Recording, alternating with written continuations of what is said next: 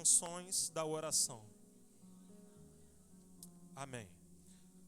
Vamos explanar um pouco esse texto de Atos 6, para a gente entender o que está acontecendo aqui. O pastor Oséias tinha ministrado no momento ofertório que quando a igreja iniciou, quando ela começou a ser chamada de igreja, era muito normal pessoas venderem os seus bens, vender o que tinha, pegar valores, pegar alimentos e depositar nos pés dos apóstolos. E aquilo era natural porque o coração de todas aquelas pessoas foram transformados. Então, a primeira congregação de igreja, a Bíblia vai dizer que logo após o batismo com o Espírito Santo, cerca de 3.000 almas se converteram. Então você imagina uma igreja, uma congregação com 3.000 pessoas convertidas ali dentro. E aquelas pessoas que tinham bens, aquelas pessoas vendiam aqueles bens, colocavam aos pés dos apóstolos para que eles distribuíssem entre pobres, órfãos e viúvas. Mas você imagina você ter que administrar, pastor Oséias? Vamos imaginar um monte de cesta básica, você identificar quem é e você ter todo esse controle. E aí começou a ocorrer as primeiras murmurações dentro da igreja. E qual foi as primeiras murmurações? As viúvas dos gregos, elas começaram a reclamar que as viúvas dos judeus, elas estavam recebendo mais do que elas. Ou seja, elas estavam recebendo, vamos trazer para os nossos dias, elas estavam recebendo mais cesta básica do que as outras. E o pessoal que era grego não gostou, eles acharam injusto. E aí o pessoal pegou essa causa e levou até os discípulos, que agora eram apóstolos e líderes, Pedro e João. E quando essa causa chegou até Pedro e João, a resposta deles foi uma resposta que talvez vai ser o centro da nossa pregação, a não ser que o Espírito nos mova para um outro lugar. Mas a resposta deles foi: nós não podemos deixar a palavra para servir as mesas. O que isso significa diretamente? A igreja, ela sempre teve um papel social, como foi falado aqui. A igreja sempre teve essa preocupação de distribuir alimentos, de atender os pobres, porém, a igreja não é social, ela é espiritual. Você entende a diferença? A igreja, ela tem um papel social, mas ela não é uma instituição social. Ela é uma instituição espiritual. Mas a causa social, ela não pode ser deixada de lado. Então, como que eles resolveram esse problema? Vamos escolher 7 homens, cheios do Espírito Santo, cheios de sabedoria, e vamos colocar para que eles cuidem dessa causa. E nós, aí vem o verso que está na tela, o 4. E nós perseveraremos, é isso que está aí, é essa versão? Na oração e no ministério da palavra. 2 coisas nós queremos destacar de cara. Primeiro, oração e palavra sempre será a prioridade da igreja. Segundo, palavra é ministério, oração não é ministério. Você está percebendo o verso 4 que está na tela? O texto está dizendo oração e ministério da palavra. Pastor, por que o texto não está falando ministério da oração e ministério da palavra? Me responda essa pergunta. Porque palavra é ministério, oração não. Oração é ofício. Aonde entra essa diferença, pastor Oséias? Se oração fosse ministério, as pessoas poderiam chegar aqui e falar: pastor, orar não é o meu chamado. Pegou? Palavra é ministério. O que isso significa? Uns vão ter dom, outros não. Uns podem chegar e falar: pastor, olha, isso aqui não é o meu dom. Por quê? Porque é ministério. Oração não, é ofício, é obrigação de todos. Não é querer confrontar doutrinas, mas estamos na palavra. Ministério de intercessão não existe na Bíblia. Por quê? Porque intercessão não é ministério, é ofício. Vamos aprofundar mais? É obrigação de todo crente orar. É obrigação de todo crente, Choquito, interceder ao Senhor. Por quê? Porque não é ministério, é ofício. Então Pedro responde: e nós perseveraremos na oração e no ministério da palavra. Simples. Ah, pastor, eu não fui chamado para orar. Eu não fui chamado para interceder. Então você tem que se converter de novo. É obrigação de todo crente convertido orar, compreender o poder da oração e saber como se ora. Vamos seguir o texto. Eles escolheram homens cheios do Espírito Santo. E a Bíblia vai dizer no verso 7 que a igreja crescia na palavra de Deus. E crescia a palavra. E crescia a palavra. E crescia a palavra. Não era o nome da igreja que crescia. O que crescia, a palavra. É a palavra que tem poder para curar, libertar, reedificar. É a palavra. Mas o que eu quero destacar aqui primeiro é o poder dessa escolha. Tudo que os apóstolos fizeram na igreja primitiva é doutrina. E se é doutrina, significa que, se seguirmos esse passo, vai dar certo. Oração e ministério da palavra. E aonde está o poder da oração? A igreja crescia na palavra, aumentava o número dos discípulos, e vamos acrescentando. Tudo que acontecia, a igreja resolvia na oração. Atos capítulo 4, a Bíblia diz que Pedro e João foram presos. O que a igreja fez? Foi fazer manifestação em frente ao presídio? Não. O que a igreja fez?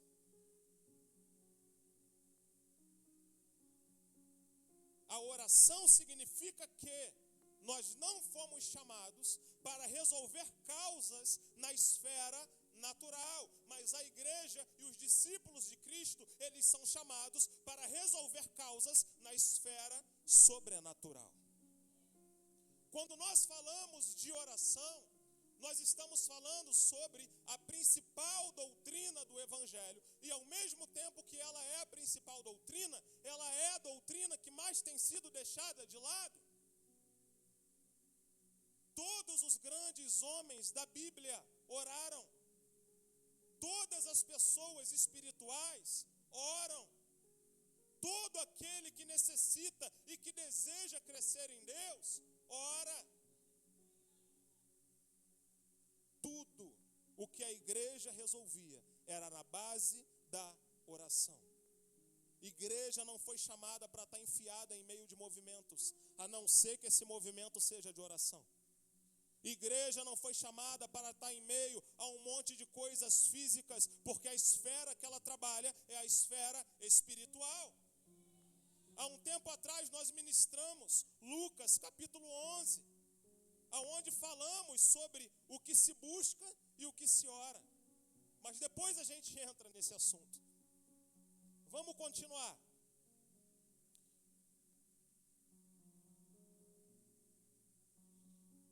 Quando nós aprendemos sobre oração, é automático a gente tratar a oração como um assunto tão comum, e biblicamente falando, a oração é um assunto comum, porque é algo básico, mas nós precisamos nos atentar em algo. Primeiro, o que buscar e o que pedir. Quando a gente fala de oração, a gente está falando de algo que se busca e algo que se pede. Lucas, capítulo de número 11, Jesus ele vai dar um exemplo de o amigo, como se fala mesmo? Importuno, né? Que bate à meia-noite. Nós já ministramos essa palavra aqui. Meia-noite, esse amigo importuno chega, bate na porta, perturba, até que aquele amigo o atende. Ele está buscando algo. E no final Jesus explica: ei, qual de vocês, sendo maus, não sabe dar bons presentes aos filhos? Quanto mais o Pai que está no céu vos dará o Espírito Santo. Regras para aplicar na oração. O que eu busco na oração? Bênção material ou o Espírito Santo? Bênção material, a Bíblia diz, pede. Espírito Santo, a Bíblia diz, busca. A nossa busca não é material, porque quantas coisas materiais, a Bíblia diz que as bênçãos que nos perseguem. Não somos nós que corremos atrás de bênção. Nós fazemos a nossa parte, mas é as bênçãos que vêm seguindo a gente. E a Bíblia diz que ela alcança. Isso deixou algumas pessoas felizes. Mateus capítulo 7, Jesus fala: buscai primeiro o reino de Deus e a sua justiça. E todas essas coisas, o que vai acontecer? Vos serão?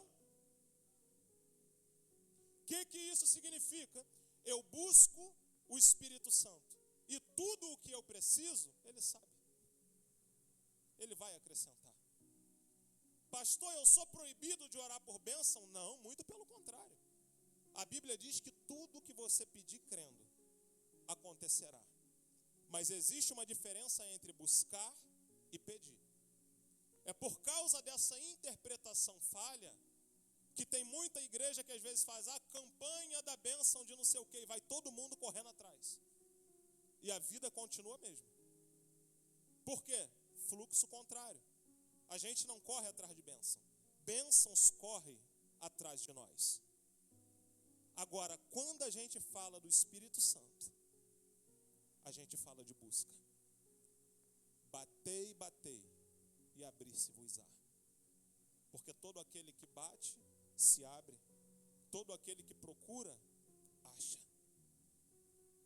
Tudo o que se busca tem um valor maior. Muitas pessoas falam: por que é tão difícil buscar o Espírito Santo?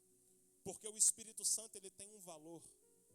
E se o Espírito Santo fosse tão fácil, nós não valorizaríamos a presença dele. Nós entraríamos na presença dele de qualquer maneira e não valorizaríamos, porque ele teve um custo baixo.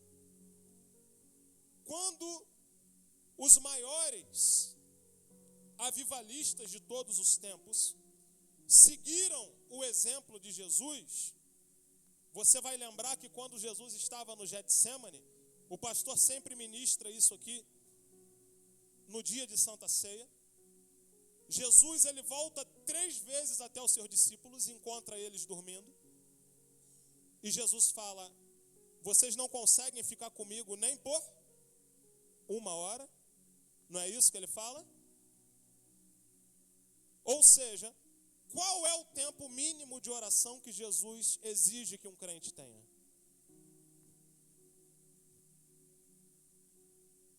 É o mínimo. Vocês não conseguem ficar nem 1 hora comigo? Observa. Quando Jesus disse isso, ele estava indo ser crucificado. Ele pediu, ele se confessou aos discípulos, como se ele estivesse falando: para eu confiar em vocês, eu preciso ter prioridade na vida de vocês. Para eu confiar em compartilhar segredos, é necessário uma prioridade. E quando nós olhamos para essa doutrina nos dias atuais, pastor JP, nós temos perdido essa prioridade. E eu já dei esse exemplo aqui algumas vezes, que um ateu acabou com um crente num debate por conta disso. Porque o ateu disse: como é que você quer me provar que o teu Deus é real, se vocês são a religião que menos ora? Como explica isso? Os budistas oram de 4 a 6 horas todos os dias. Os hinduístas da Índia oram de 8 a 9 horas por dia. Uma criança muçulmana ora 1 hora quando acorda, 1 hora na hora do almoço, 1 hora antes de dormir. E o crente, o tempo médio é 10 minutos. E isso quando ora. E uma vez explicamos essa diferença. A diferença é que todas essas religiões servem a um Deus morto, mas trata como se estivesse vivo. Nós servimos a um Deus vivo e tratamos como se estivesse morto. Todos os avivalistas da história tinham o seu tempo de oração, e esse tempo de oração era algo inegociável. Em 1735, John Wesley se levanta em meio ao caos da Inglaterra, estabelece o horário de oração dele, que começava cerca de 5 horas da manhã e só acabava lá para as 10, 11. A rainha vai na casa dele com um monte de soldado, pedir ajuda dele, porque Napoleão já tinha cercado a Inglaterra inteira. Ela chama, bate na porta dele. John Wesley não atende a rainha da Inglaterra, que era presidente da época.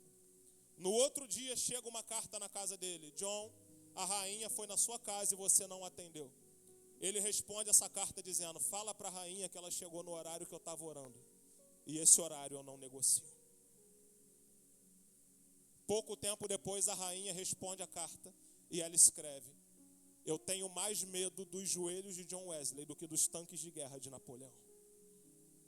Em 5 anos, a Inglaterra fechada vence a batalha e volta a ser um país próspero.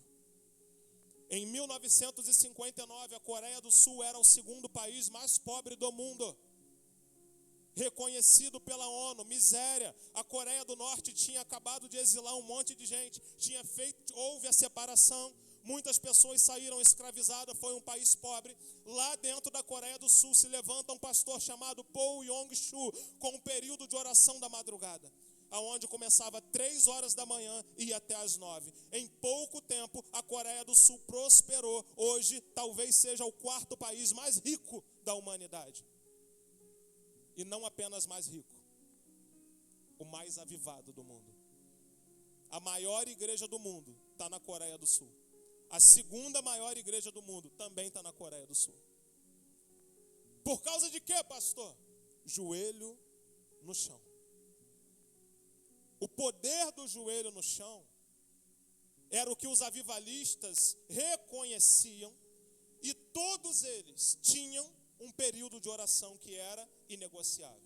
Billy Graham, o maior evangelista de todos os tempos, um dos seus escritos, que a gente vê muito na internet, aquela foto dele com a frase, um dos escritos dele é: estabeleça um tempo com Deus e não negocie isso. O que oração exige? Oração exige disciplina, como tudo na vida. Se você quer crescer em qualquer área da sua vida, você vai ter que ter disciplina. Se você faz faculdade, você vai ter que ter um tempo fiel de estudo. Se você é um investidor, você vai ter que ter mentalidade forte para continuar investindo. Se você é um empresário, você vai ter que ter disciplina com o seu horário de trabalho e com a forma que você administra. Se você quer ser uma pessoa mega espiritual, é necessário disciplina no tempo de oração. E inegociável. E aí, quando se pega todos esses avivalistas, Ben Hinn fez um mapeamento. E passou esse mapeamento. Esse mapeamento se chama 3 dimensões da oração. E ele entendeu, pastor Oséias, que todos os avivalistas, quando eles oravam, eles cumpriam um cronograma de oração. Quando uma pessoa já é experimentada na oração, eu gosto muito de falar das irmãs do coque, aquelas que revelam até número de CPF, vê até o teu raio-x. Quando uma pessoa é experimentada na oração, ela faz isso automaticamente. E isso é fantástico. E eu vou te passar quais são essas etapas. Coloca a imagem lá, por favor, que nós separamos. Como que Benihim fez esse mapeamento, pastor? Ele foi na velha aliança, ele pegou um texto de Hebreus, capítulo de número 9, presta muita atenção nisso.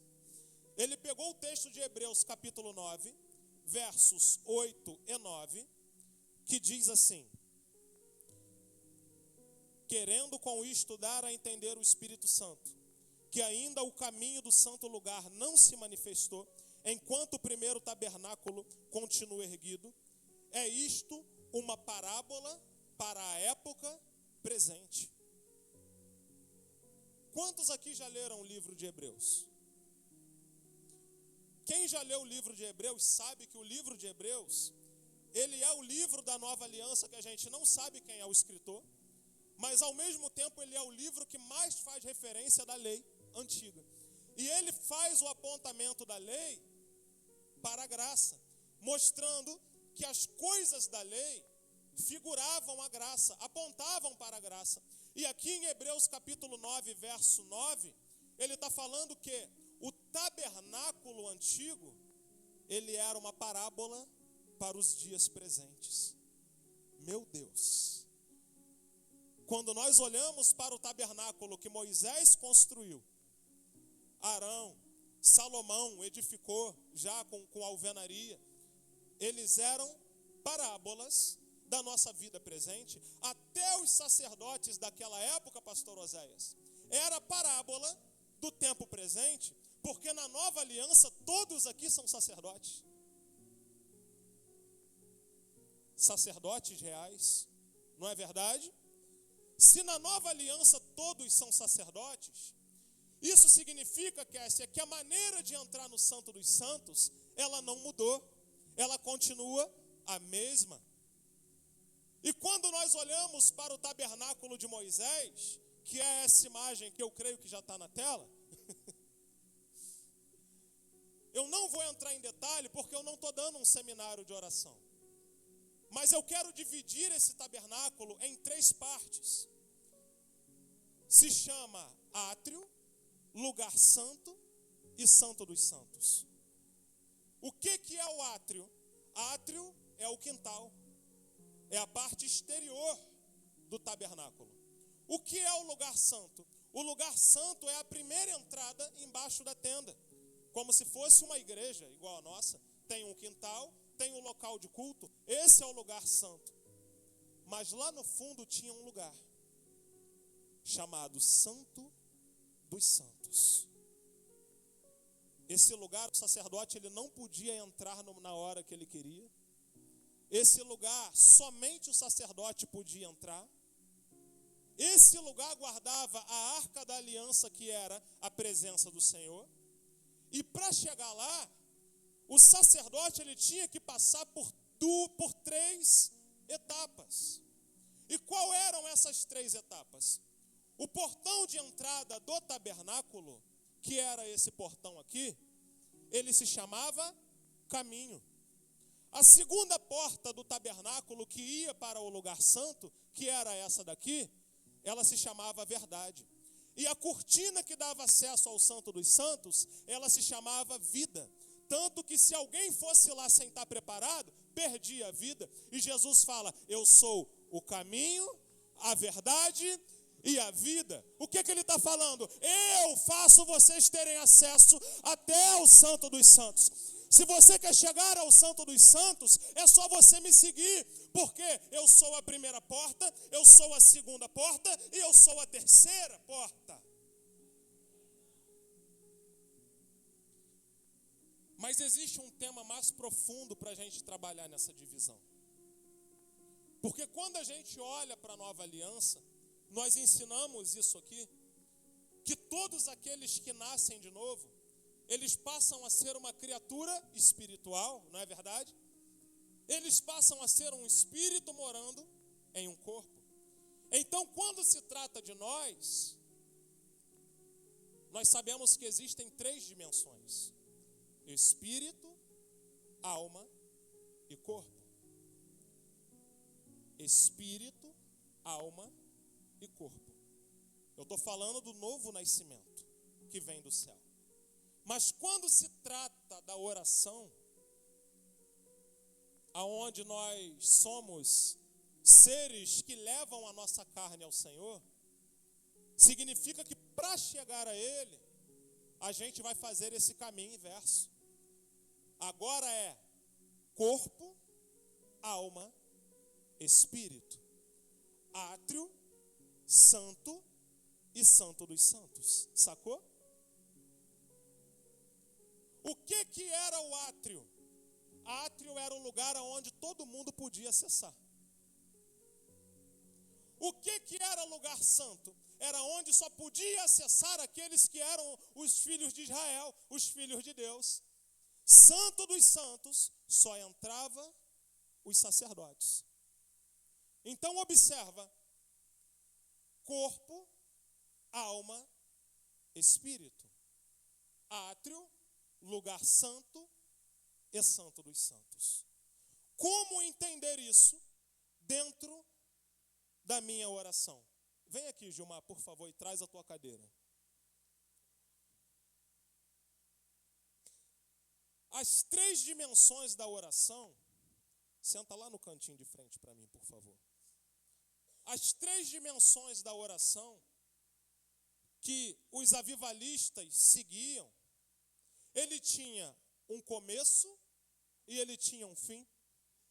Deus me deu essa palavra na quinta-feira, eu estava falando com a Tainá, porque na quinta-feira eu passei 2 horas orando e não consegui entrar no Santo dos Santos. Por quê? Porque eu não saí do primeiro nível. E isso acontece direto comigo. Então a gente divide a nossa oração em 3 partes: corpo, alma, espírito. Vamos entender aqui nesse altar e fazer essa divisão. Essa é a parte do corpo. Essa é a parte da alma. Essa é a parte do espírito. Aonde toda oração começa? Romanos 12. Oferecei os vossos corpos como sacrifício vivo, santo e agradável a Deus, que é o culto racional. O que isso significa? Toda oração vai ser um sacrifício. Não vai ser fácil você orar.